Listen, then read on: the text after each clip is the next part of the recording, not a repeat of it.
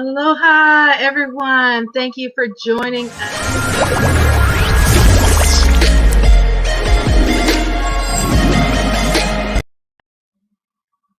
Okay, aloha, everyone. Welcome to our next episode of season 3 with the Moana Nui podcast. I am Dana with Danique Events. For those that know me or may not know me, I am a Dana, event. Can you hear me? Yep, I can hear you now. Okay. Sorry, I guys. am a event and con staff photographer and along with a cosplay photographer. And to my left is my beautiful co-host, Moana. Aloha, everyone. First of all, apologize for our technical difficulties tonight. We just have like a little string of bad luck, so bear with us. Hopefully, those will subside as we go on.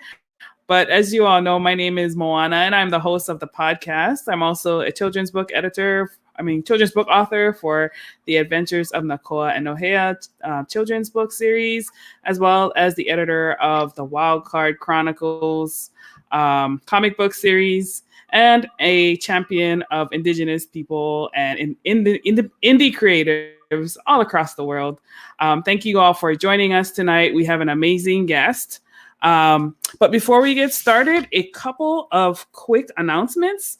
First of all, 4 pages, 16 bars anthology featuring a wide variety of talented indie creatives is currently live on Kickstarter. We are at about 80% funded, so that one's almost done. So please support that. Nightfall #2 comic book series is also on Kickstarter, a great story by Brian Lambert at Wingless Studios. On March 8th, we have another special event coming up. It's the Superwoman panel in celebration of Women's History Month, so please be sure to save the date for that one. We have a lot of great, amazing, and talented women coming on for that.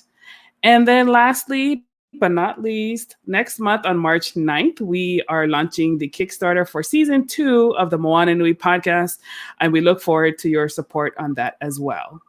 So now Dana will introduce our guest. Yes, our special guest for today's episode, Shuba, is an American singer, songwriter of Indian descent. She was born and raised in Mount Pleasant, Michigan, and has been singing professionally from a young age. Her musical ability first gained worldwide attention when she reached the semifinals on American Idol. Since appearing on the show and opening for notable acts such as Train and Lindsey Stirling, Shuba moved to Los Angeles to focus on music and songwriting. She started to developing her sound and credits the video sharing social network TikTok for her, keeping her creative. Shuba started to develop a cult following with her comedy and singing videos, and her TikTok exploded with over 2 million followers. And also, you can find her on IG with several fans, and also she's on Facebook. You can find her under Shuba Music on those platforms. So you can definitely stay connected to this beautifully talented person. And now we're going to go ahead and bring Shuba to the stage. So everybody, welcome Shuba with us tonight. Hello. Hi, Dana and Moana. Hello. Thank you for the introduction. Yes, thank you so much for your time, and it's an honor to have you here on the podcast. We are a big champion of our AAPI culture and just Indigenous cultures all over the world. And when Dana told me about you, and I caught a little bit of your show on the holiday concert, I was like, she's so talented. And just like your TikTok channel is like, I just love it. You're just doing your thing on there. Like I can Yeah. see like some of your inspirations on, you know, who who you who you respect and admire. So for those listeners who are watching, you should definitely go check her out on both TikTok and Instagram. I think you'll love it, and we are so excited to have her here. So when we have our guests on the show, one of the first questions I just like to lead off with is, you know, getting to know you a little bit. Tell us a little bit about yourself. Where did you grow Uh-oh. Did we Uh-oh. lose Moana? Okay. I think, Tiny bit. I heard yes. the question. So I'll continue. So basically, as she was saying, tell us a little bit about yourself. Where did you grow up, and how did you find your love of music at such a young age? Yeah. So I grew up mostly in Michigan in a really small town, but I also did like kind of grow up. I don't know what grow up is considered. I was there from like 0 to 7. So like whatever, 0 to 7 in New York, and then like from there onward, I was in a small town in Michigan. And I think it was the fact that like I am Indian and like my parent like fully Indian, and you know my parents would play like Bollywood songs at home. We'd listen to Leanne Womack on the radio, who's like, you know, the big country singer, and then we'd hear like Mariah Carey. And actually the first time I ever heard Eminem, who, as Moana mentioned, is one of my big inspirations, was because my mom, who like would just play these songs for my sister and and I was just like, so won't the real Slim Shady please stand up? Please stand up. Like she just liked that so much, but she didn't know any of the words. Like we'd just be like, please stand up. Like she just loved that. So, and then she would also introduce me to like Mariah Carey. So my mom had really good taste in music, and you know we would just dance around in our living room, and then Britney Spears came into my life, and that's when I got my first karaoke machine, and that's kind of just like why it's mostly because of my parents and Disney Channel, and yeah, that I feel like I'm really lucky to have such a diverse love for like a lot of different kinds of musics and styles. Wow, that's you know, of course, that makes the beauty of like growing here in the States, Yeah, and yeah. for like most people, especially with you mentioning that you are of Indian descent, most people don't know the connection of many of the countries within Asia outside of Korea, Japan, and China. Yeah. Many don't even include India and many of the other countries as part of Asia. But as an Indian American, you often try to tie your Indian heritage into your image and your music that you put out. What are the key values of your Indian culture that have been instilled by your parents in your upbringing? That is a very beautiful question. It's just such a considerate question. I think it's really just and you kind of see it in my content a little bit, right? Like I don't swear in my content, and I'm not like, not that this is bad, but I'm not like, you know, I don't wear like super revealing stuff, and it's not because we think it's not okay, because if you watch Bollywood now, that's all that Bollywood is. So it's not like high and mighty, but it's just kind of like a sense of a little bit of privacy about certain things. Like just a little bit more, I don't really know what the word is, but I just grew up in a more like kind of private life household, you know, where like get private about certain things. But I think that's one of them. I think the main one though is like hard work. I think that's like the biggest thing that any immigrant family comes with, is just like the essence of hard work. Like hard work will get you through anything. And although I don't always agree that hard work will like get you whatever you want, because we know, you know, like sometimes you work smarter, not harder. It's not always about hard work. And there are so many people, it's really sad, who work hard, who like don't get certain results as easily as others, but we still work hard. Like we just keep showing up, you know, day after day. And so I think that's one of the main things is like, if you don't have anything, you do have hard work and you have persistence. So those are definitely two of the main qualities. And also just connection to family. I noticed that like compared to a lot of my like non-Indian friends or non-immigrant friends, I'm like, I have way different relationship with my sister. Like for cousins, we don't even actually have a name for cousin in Hindi because it's like distancing. Like we just call them brother and sister.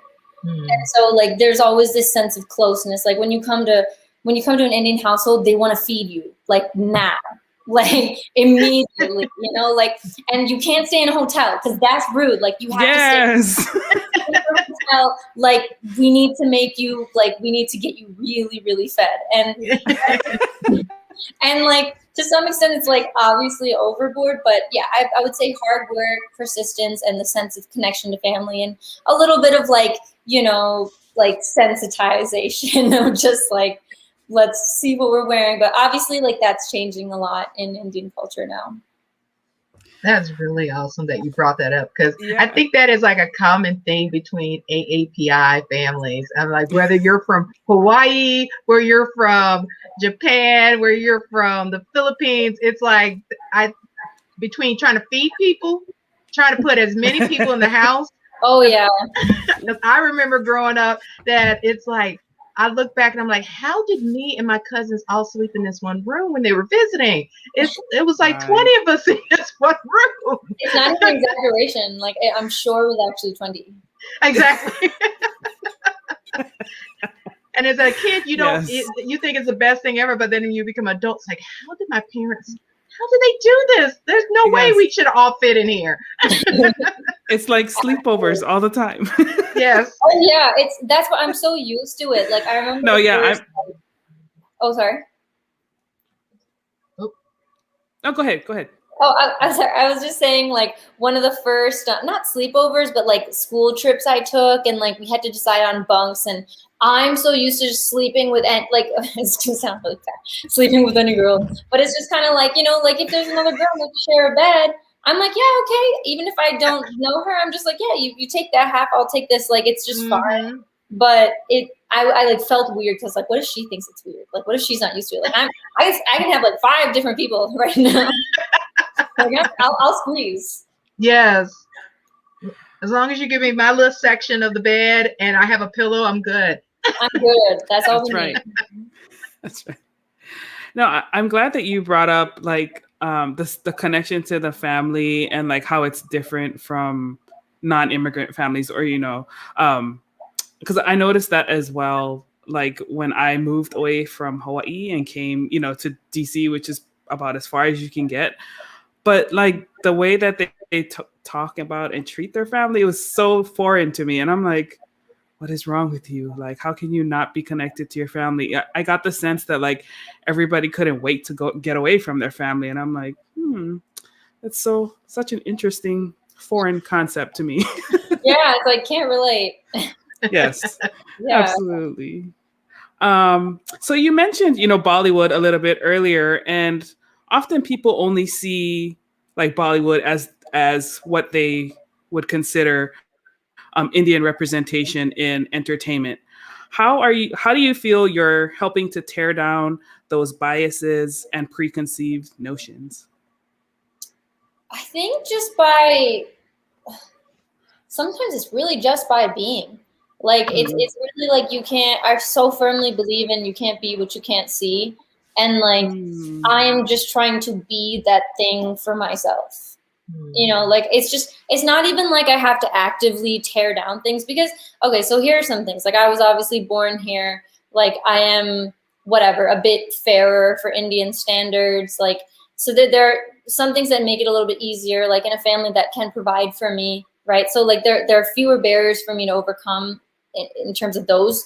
But it just doesn't occur to me that I really look or talk differently than anyone else. So for me, the biggest thing is just to be good at what you do, you know, and just own every aspect of it. Like if it's like, if the TikTok trend is like, you know, shaking your booty at a certain part, like I'll be like, okay, like yes, let me take that, but my mom watches my TikTok, so obviously I'm not just gonna be like out here.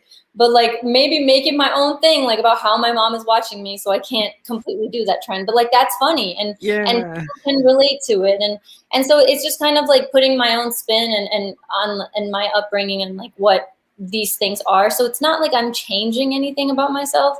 I am just, my goal is, you know, just to be who I am unapologetically. So regardless what race, color, whatever it is, but just be super, super so good at what I do that no one even sees color when I walk into a room. It's just like, oh, it's not black, white, brown. It's just the really cool girl. Yes, like, absolutely. So that's kind of like my goal, you know, is just to like Freddie Mercury transcends all color. Like he's Indian and no one could really know, but like he'll talk about small things in some of his songs and you could tell in his artistry. And Eminem, like who is a white man who at the time was doing a genre that really no white guy had ever done. And it's like, but it just transcends that because he's just so good at what he does. So I think that's kind of like why I look up to those people so much. Very nice.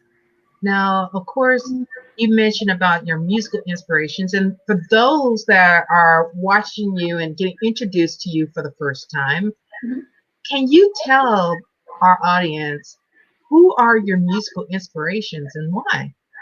Yeah. So two of them that I already mentioned. So the top three, my top three, Freddie Mercury, Eminem, and Rihanna. And the reason is, like, the thing that all these three people have in common is that they rely literally on just their art and whatever they create to inspire and move people. They all just be themselves unapologetically. So like you will never see Rihanna like being, I don't know, she'll speak about what she wants to speak about. She'll make good music. She always comes out with good music. It's never like a hype train that anyone's riding because her songs reach villages in India. Like my dad likes her songs. Like my mom likes her songs. My mom's like her music just reaches. So these are people who are amazing at what they do and put out just stellar content, stellar music, stellar art, and just unapologetically be themselves through their looks, through how they walk, through how they talk to people. Rihanna never changed her accent.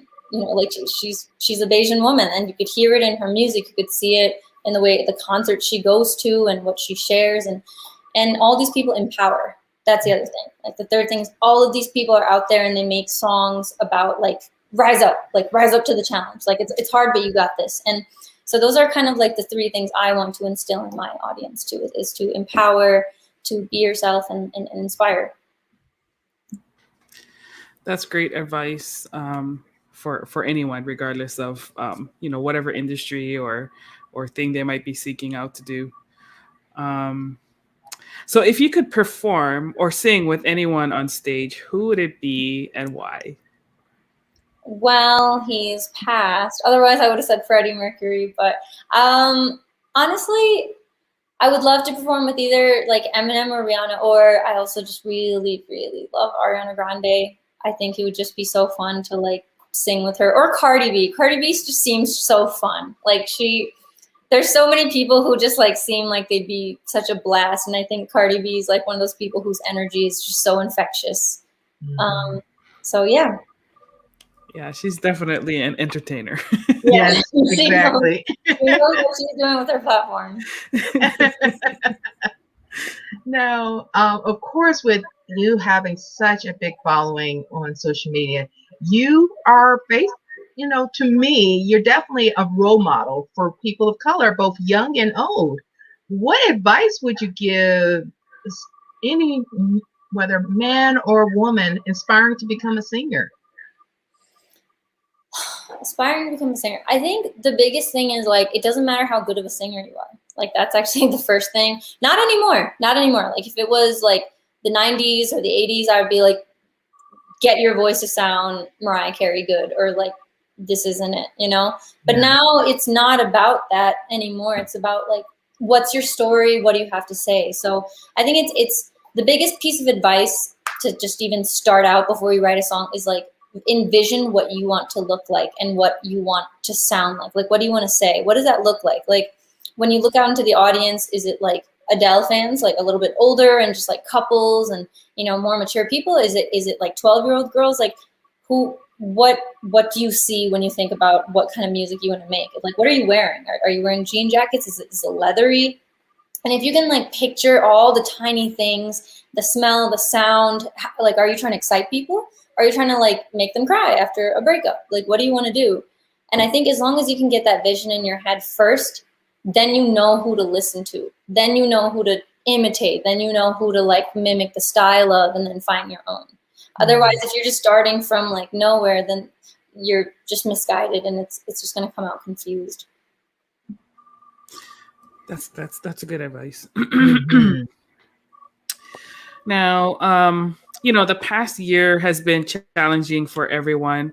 How have you handled the quarantine, the lockdown, and how have you fed your creative spirit during the pandemic? Oh, this is a timely question. Because lately it's hard. It's so hard lately. Like, there's no boys, there's no like there's like no inspiration. But I think I heard this podcast or no, it was this audiobook called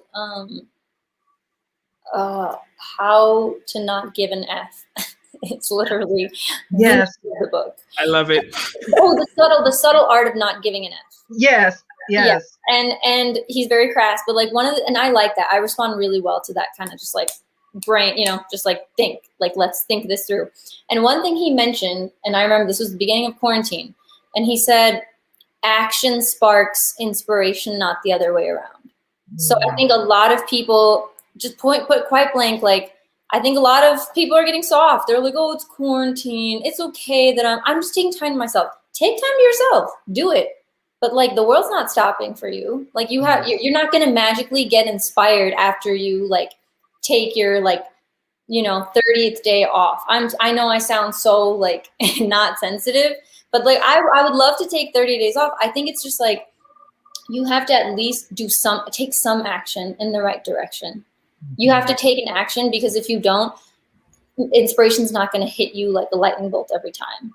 If I waited for that, I would put out one video a year.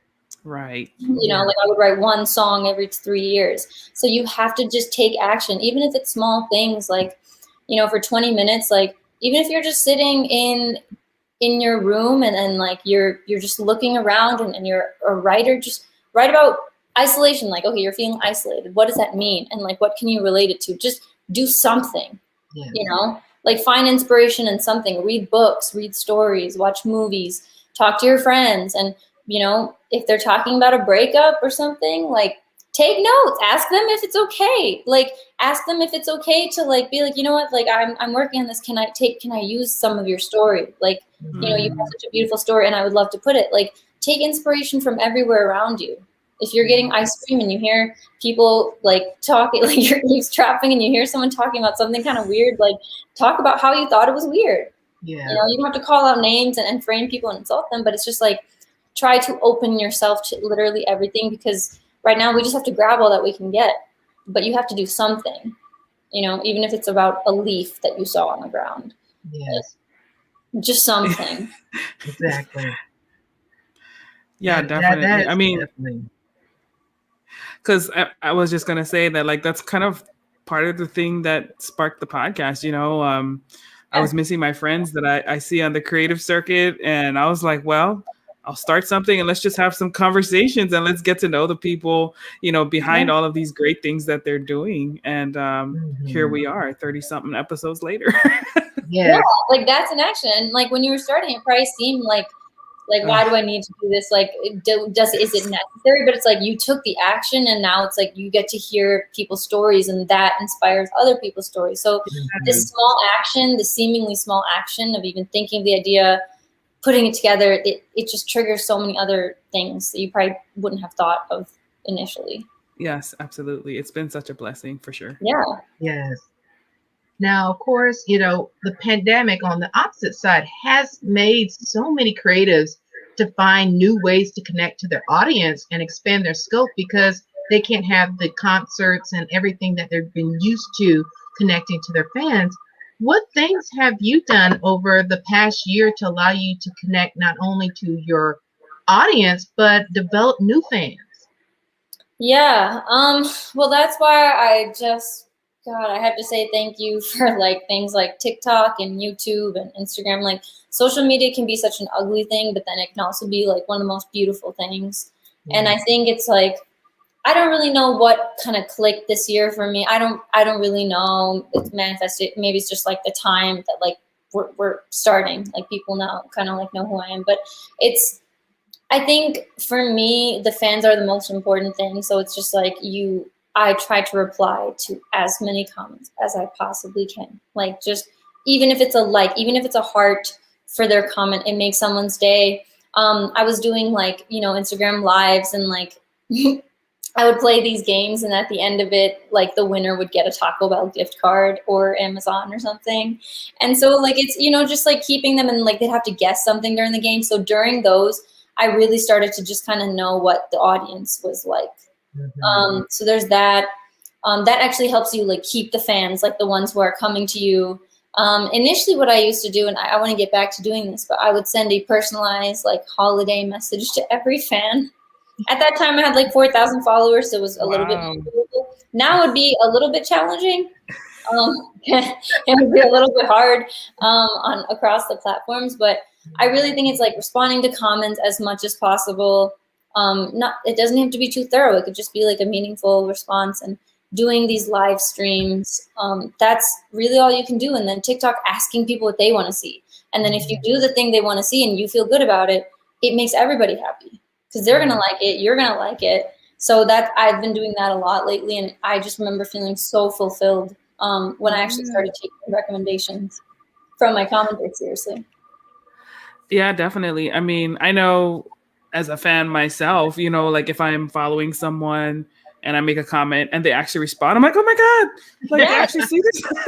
It makes your day. It makes your whole day. It just gives you like this burst of happiness, So that's really important to me, and like responding to DMs and asking questions like what do you guys think about this, what do you guys think about that, like posting just real life things that people can respond to, and like talking to them as if it's just one person, as if they're just friends. Yeah. And I think that's one thing that you do so beautifully, because it's funny that it was on Instagram I ended up discovering you, and it was around January of last year, and it ended up popping up in my feed. It was like, I'm like, what is this? So I play the video, and I'm like, okay, I like her. Her voice is, I'm like, okay, follow and let me see what she's all about. And then after that, I just became a fan of yours, not only with how you connect with your fans and the people that follow you, but just your artistic nature itself. So I was just like, this amazing creature, where has she been all this time? I appreciate that so much. Like literally, like if I didn't have like the people who support me, I just feel like I would honestly like have no purpose. Like it's really, that's why it's like an obligation. Like you should respond to every fan, because you're only where you are because of them. Like that's literally it. Like, yeah, you're amazing and you're a great person, but it's like the opportunities that you've been afforded, that is because of them. So like my Grammy speech, my hypothetical Grammy speech, whenever I practice it, is always fans. It's always the fans first, because they're the ones who drive everything.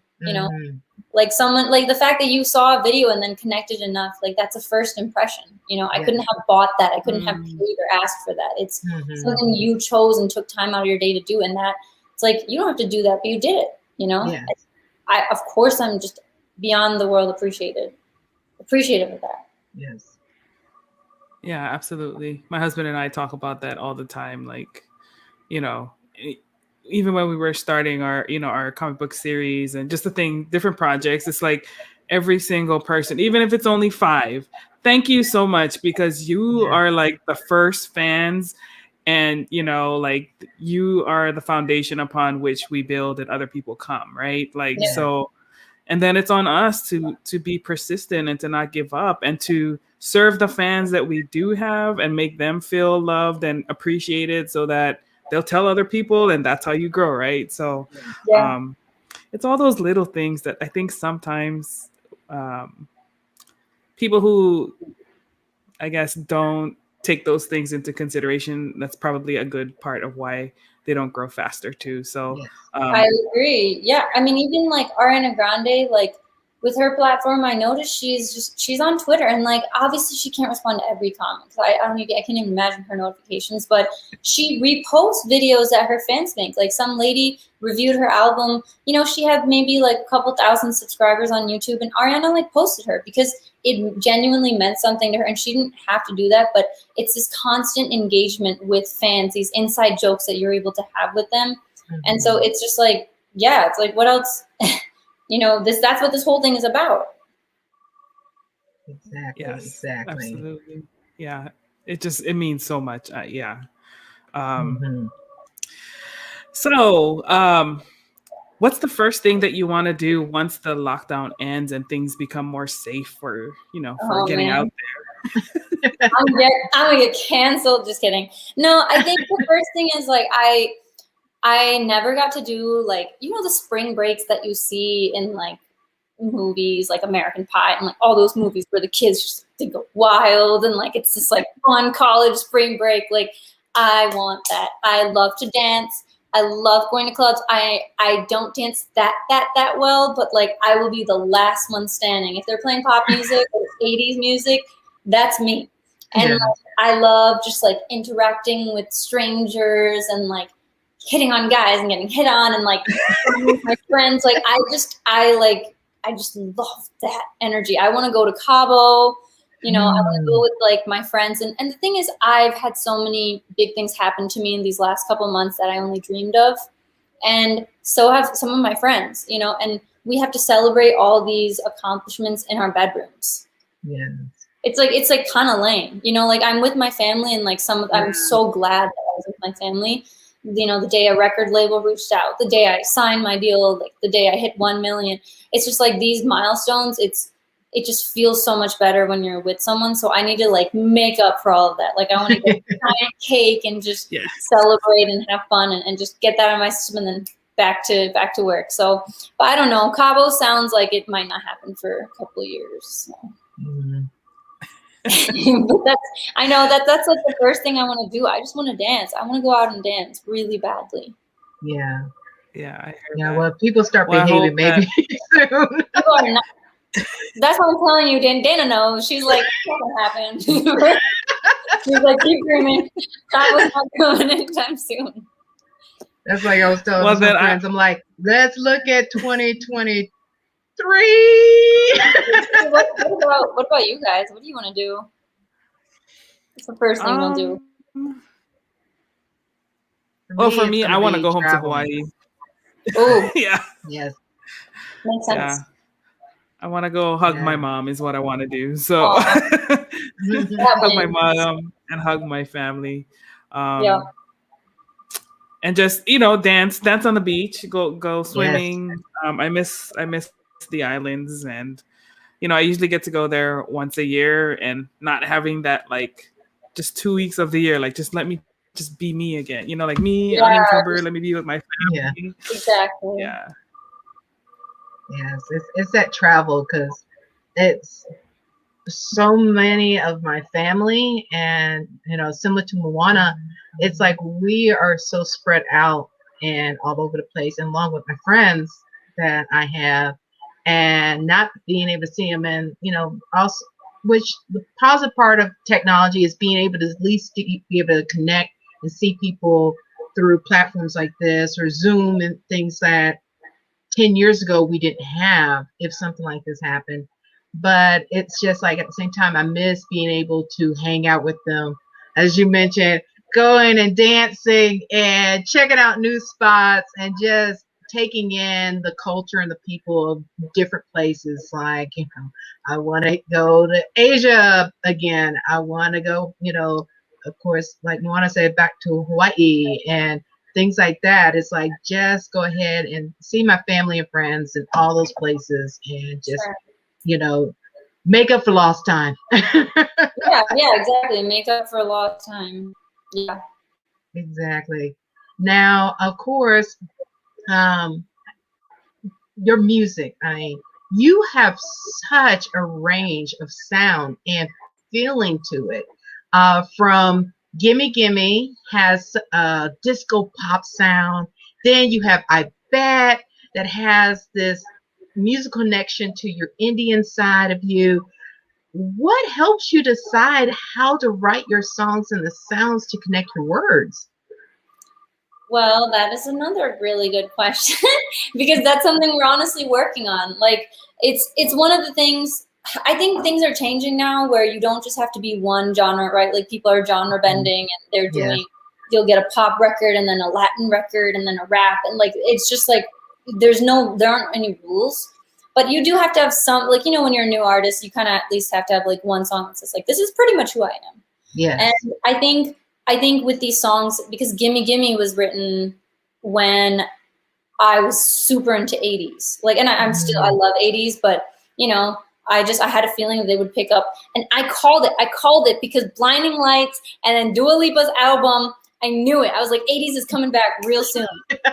and it did. And I think at that point, like Gimme Gimme was already written, but I was like, you know what, it's not really gonna, so I had to try to go back and put my own Indian flair on it, but I'd already written the song, so I wanted to just like give the song what it was. And I think the reason why I Bet sounds different is because it was written and produced with a different mind space, of like, okay, now let's start bringing in this culture, like in a way that's not forced. So like Gimme Gimme is like the first, or I Bet's the first introduction to like, let's get a little bit, like, let's dive deeper with this production. And I think the next songs that I'm releasing, they all just go slightly deeper and deeper and deeper into that. So right now it's sounding like they're all kind of different, but the goal is actually to kind of make it so that it's like really easily identifiable, like what, a Shuba song is. And I've just been in this process of like discovering what I like. And you guys are kind of like seeing and hearing how those things change over time, because I do love singing, like really singing,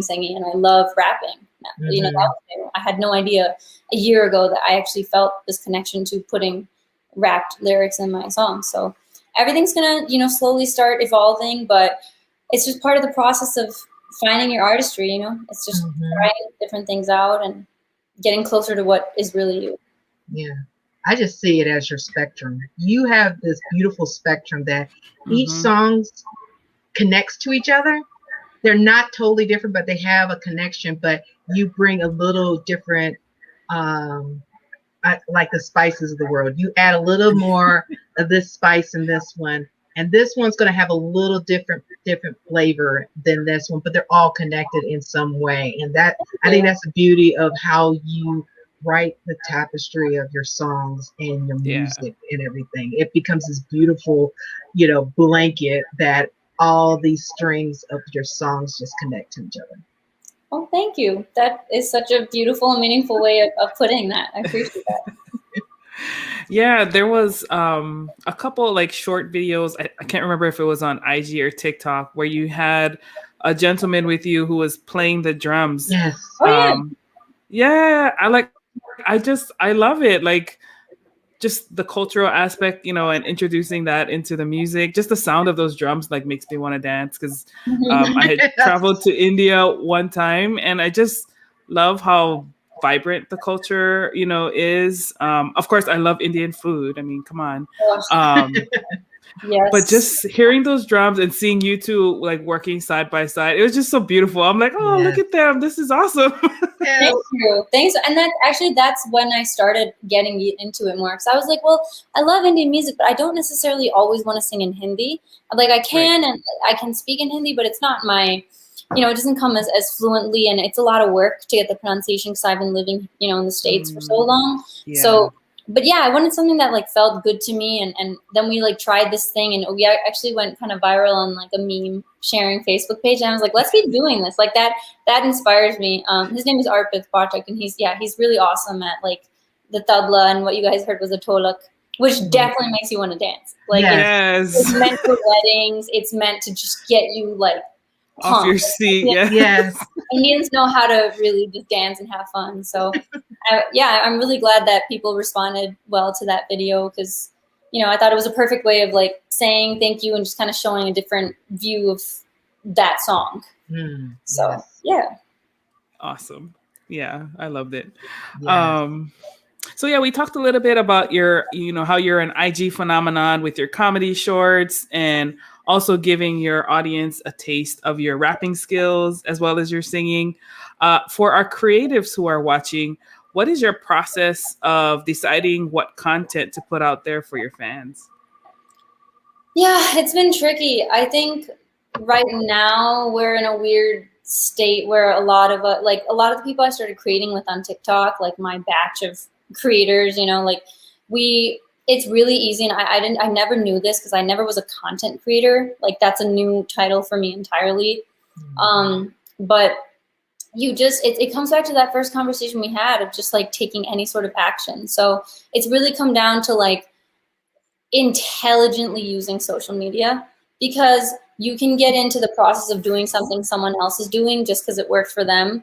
But I have learned this time and time again, it's not going to work for you in the same way. It just won't. Either you'll tap out when their creativity taps out, or like it just won't perform as well. So you're never in good space exactly copying what someone else is doing.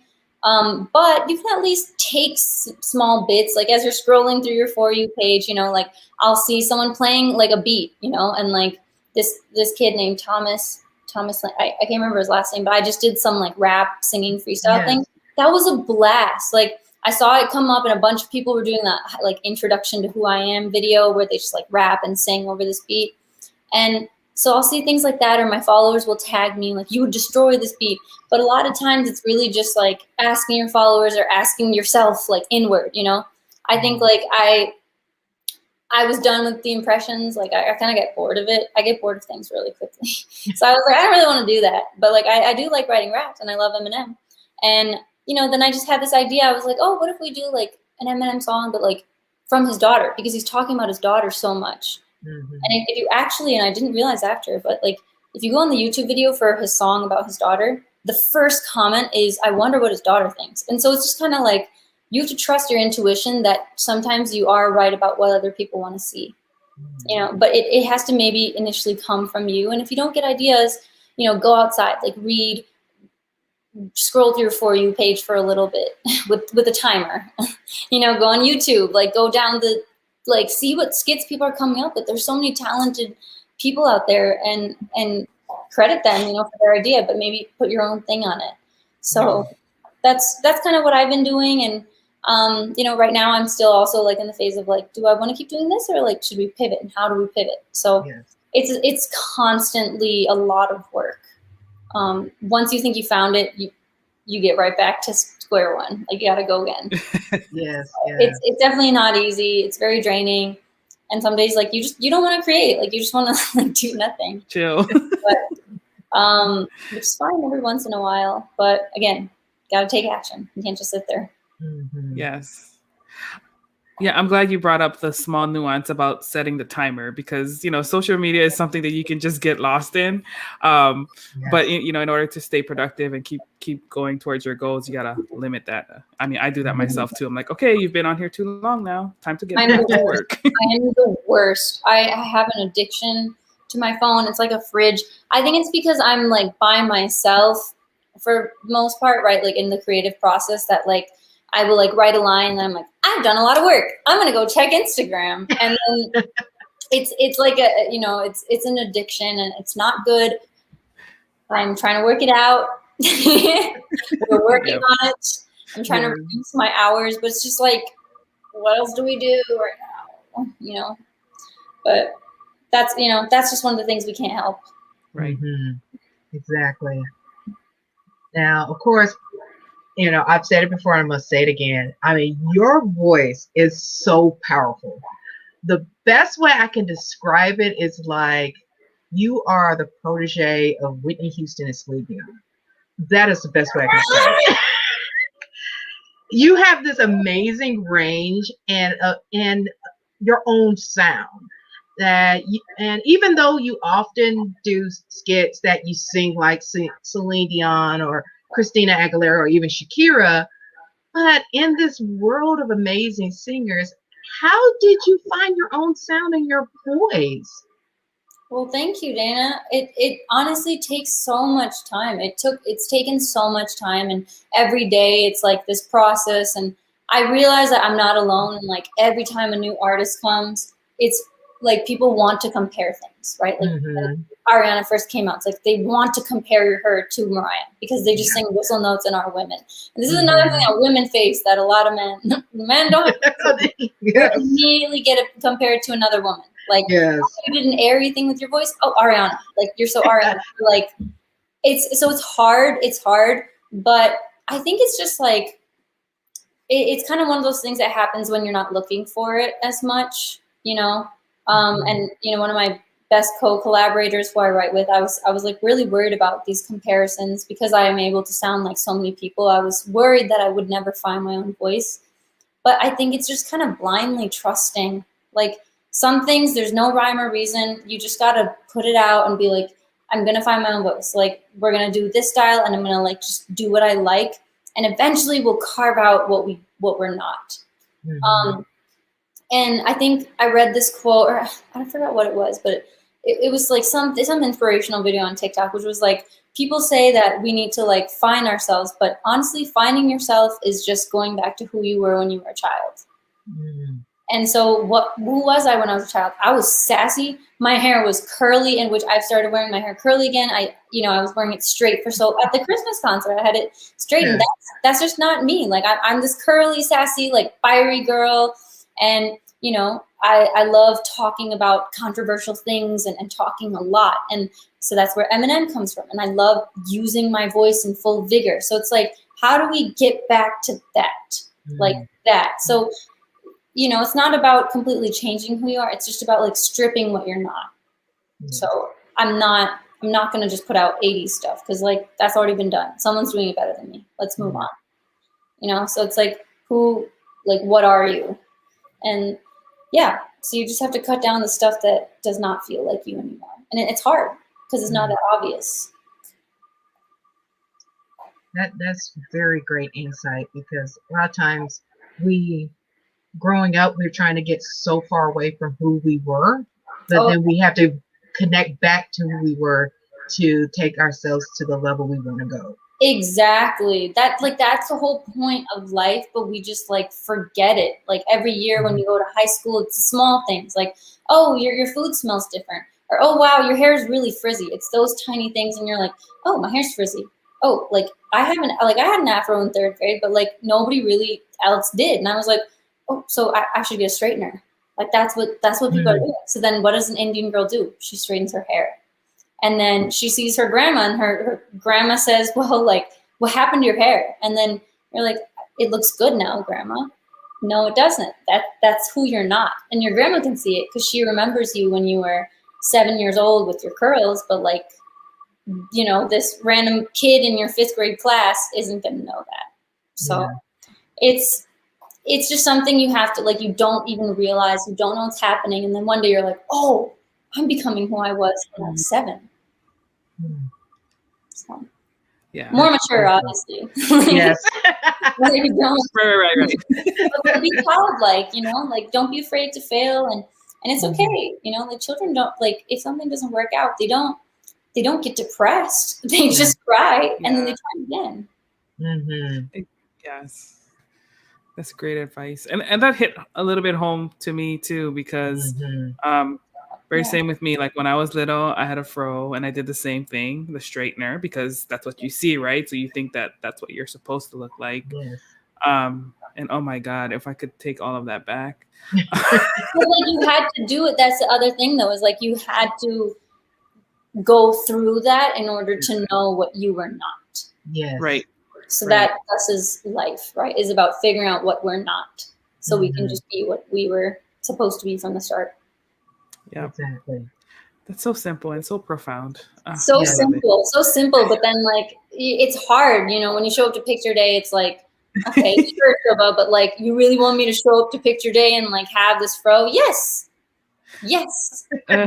Because when everyone starts balding and like trying to change up their hair and get your volume, you had that all along, you know? I'm just waiting for thin lips to come back. That's mine. Right now, everyone's getting the lip fillers, and I love it. Like I was tempted, but I was like, Shuba, wait. wait. The thin Yes. lips. Everything comes back. Everything comes back. Yep. The thin That's lips right. are gonna come back around. You don't have a booty, that's okay. Yeah. We're gonna come back to you. Just kidding. You know, with cycles. It goes in cycles. Everyone gets a chance. Exactly. Right. Show love all around. Yeah. Yes. Oh, I just got inspired to do something. So be a lookout on my Instagram. I'm going to post something. Alrighty. So in December, you released a modern take on the Christmas love song with your song Blue Fantasy. What inspired you to create that song? A boy. A boy. It's so weird because like it was honestly like one interaction truly with this man. One interaction. And it's so weird. Like inspiration strikes you in like the weirdest ways. I wrote 5 songs about this person. And at that time I was obviously like very inspired by like you know, Freddie Mercury and how he presents like unrequited love. And so like the song I was just like in my couch on my couch and like I don't know, kind of down about this. And I was just like, what if we did work out? So Blue Fantasy was a song, you know, because the character in it is just like, she has this fantasy, but it's not real life. Like they didn't grow old together. They never got married, you know? Mm-hmm. So it's kind of like this like sad thing about like what could have been. So that's honestly what inspired that. So yeah, you never know where inspiration comes from. I wrote Blue Fantasy pretty quickly and I do like that song a lot. Yeah, you would not know you wrote it quickly because just the way you brought it out and how you performed it, it's just like I really thought you were like deep thoughts. Thank you. No, it was deep thoughts, but you know sometimes it's just kind of like it just kind of flowed out because it's like I already had a vision. I had a vision that we were. So it's just like everything just came out. It's like I pictured all this stuff, and that's why I keep saying vision is so important because it makes everything easier. You know, you don't have to do like the rest of the hard. And I bet I wrote that really quickly. Gimme required a little bit of work, but you know, it's just like sometimes it's just like you're pretty clear about what you want to say, and that's not always that easy to do. Like we always knew exactly what we wanted to say. And I love the fact that you said that inspiration comes in the craziest places and the most unexpected times, because a lot of times we have to make sure we're paying attention because that inspiration could be right in front of you and you don't even know it. It could be anywhere from a dog that walked across the street to just the weather that day. It's like all that can be inspiration for any kind of creativity. Definitely. I mean, even what we were talking about, like I literally just got inspired when we were talking about hair. I was like, you know what? I haven't written a song about like hair, and like this would be so cool to talk about. Like, you know, like this would be so cool to write a rap about. Like I'm already, and like as I was saying, I was like, whoa, wait, this is cool. Yes, there you go. Inspiration. You gotta pay attention. You gotta pay attention to everything and everyone around you. Yes. And of course, earlier you were talking about your collaboration that you, and of course on IG, I love the fact that you definitely displays how you collaborate with other artists. And especially, you know, me personally and Moana got to experience of you doing the virtual concert that you did in December with artists like Alan Z and Twee and Jason Chu. And that brought to me to think about like what projects are you currently working on and any new musical collaborations or virtual concerts that we can look forward to seeing you with. Yeah. Virtual concerts, I'm still kind of like waiting to kind of figure out what I want to do and like waiting to kind of put out more songs. So we're still seeing, because I think some people are still hopeful about COVID and then others are not. So I haven't thought as much about virtual concerts just yet. Okay. But in terms of just like collaborations and, you know, writing, like what am I doing? It's really just writing good songs. I know what my vision is. So now it's just like, let's get great songs. I am putting out something with Jay Sean. It's going to be like a TikTok, whatever content-y video, which it's going to be really funny. So that's going to be next week. And which is really cool. Jay Sean is like one of the leading Indian singers in the American industry. So I'm excited about that. Yes.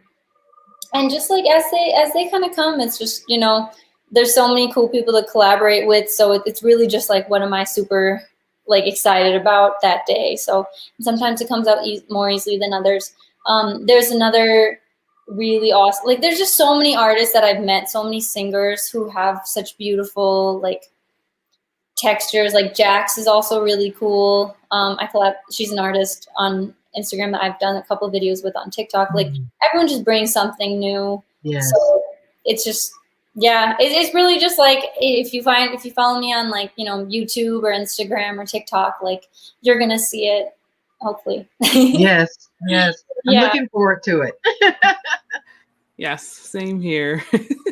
Oh, one person I'm really excited about is I might have this song coming out called Escape You, which I teased on my TikTok with this really awesome singer named Jonathan Tilkin.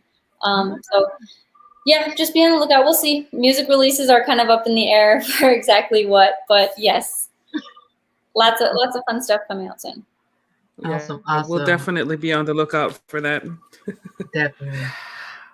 Alrighty, so we're coming to the end. One last question. What legacy do you want to leave with all the wonderful things that you do? What legacy? I think like the qualities of the legacy. I guess. Yeah, I mean, it's totally up to you. Okay, all right. Well, I think kind of like what I said with, you know, about like the three people who inspire me. Like, I want to add myself to my own list one day and just be like, yeah, like you're in that list now too. You did it, you know? And then I want, so basically someone who inspires through being unapologetically themselves, not trying to like fit a mold, obviously. Someone who just puts out great quality work and like works hard, you know, like I'm way more inspired by the underdog than I am by immediate successes and trends. I don't care for those stories. I like the Lady Gagas and, you know, the people who just keep album after album. Like Ariana put out like 2 albums, 2.5, 3 last year. Like the people who just show up and keep working hard even after experiencing success or not experiencing. So I want to be one of those people who like just grit, you know, like I want someone to be able to be like, oh, like if she could get through it, like I could see myself doing it too. And there's really just no excuse except for myself getting in my own way. Oh, yes, absolutely. 3 snaps to that. Yes.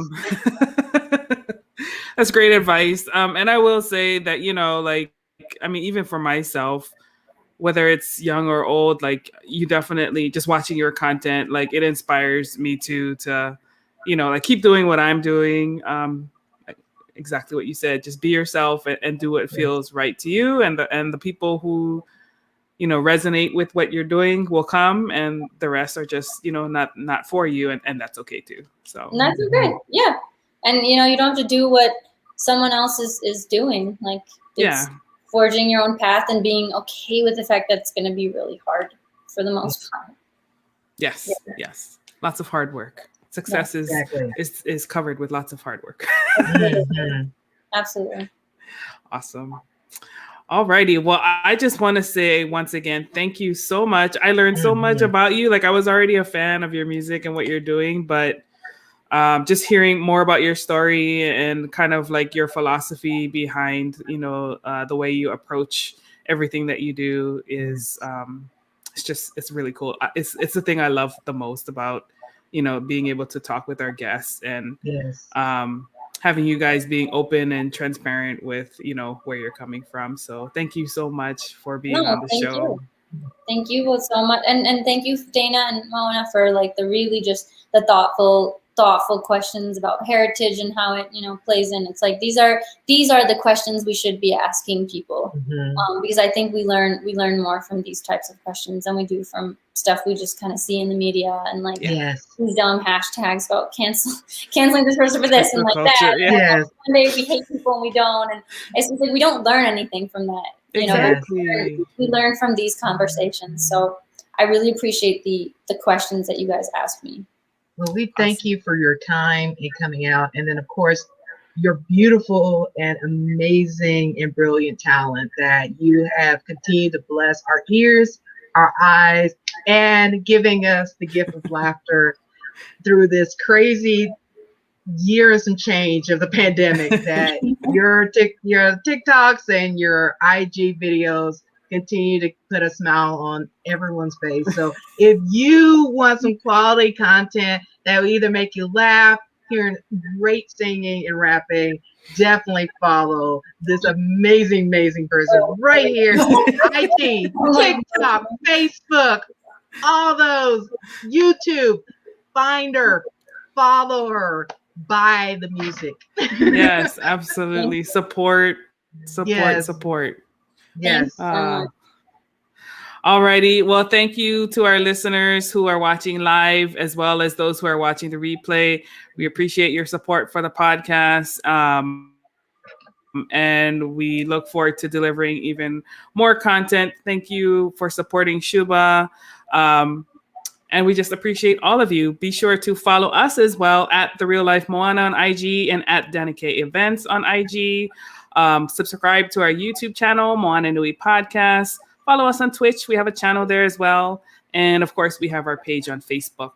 So with all of that said, thank you again. I hope everyone is safe and healthy and happy and finding ways to be inspired. And hopefully you also took some inspiration from tonight. Any last words, Dana? Once again, like I said, please follow our amazingly talented guest today. Once again, as Moana said, next month we will have our Kickstarter to help support and fund this current season 3 for the Moana Nui podcast, so we can bring more guests on here, stretch our content to more platforms, and that way you can get inspired and connected to from anything from indie comics to musical artists such as Shuba. So thank you again for your time, everybody, for tuning in today, and definitely spread the word so people can be introduced to this amazingly talented person right here. Absolutely. All righty, guys. Take care. Malama pono. Ahui ho.